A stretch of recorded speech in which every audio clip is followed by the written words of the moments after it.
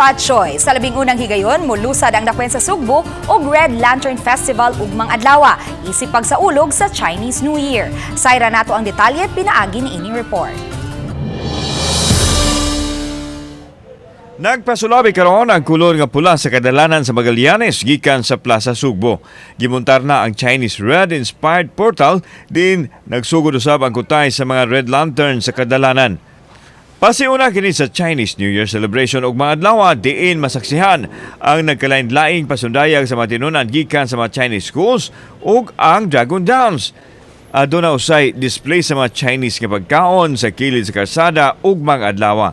Ang Red Lantern Festival molungtad hangtod sa Pebrero 5 nga gipasugdahan sa kagabahanan sa dakbayan Sugbo ubos sa Cebu City Tourism Commission. Buot usab sa syudad nga mapalambo ug mailhan ang mga dapit nga matawag nga Chinatown nga nahimutang sa dakbayan. And for those mag-wear og cheongsam, kaning ato ang beautiful na Chinese attire, magpili ta og the top 8 and the top winner will receive 10,000 pesos. Well, I'm here also to assure the public of the traffic as well as the safety of the area in coordination also with the police, the disaster, and of course the EOC.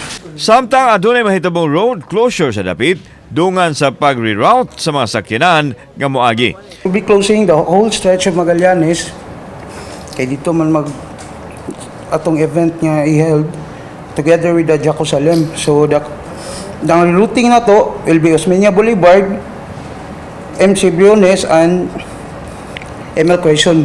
Gipadayag ni Konsehal Jocelyn Pisquera ang chairperson sa Cebu City Tourism Commission nga kabahin kini sa tinguha sa dakbayan sa pagpalambo pa sa turismo. Lakip na ang heritage site, ecotourism ug ang coastal tourism nga kasamtangang giugman. Ato sang gi-develop karon ang atong coastal tourism. So, we're thankful nga coming out strong ang ato anang kaning sunset cruise. So, Kauban si Clover Lumayag, ako si Alan Domingo. Balitang Bisdak.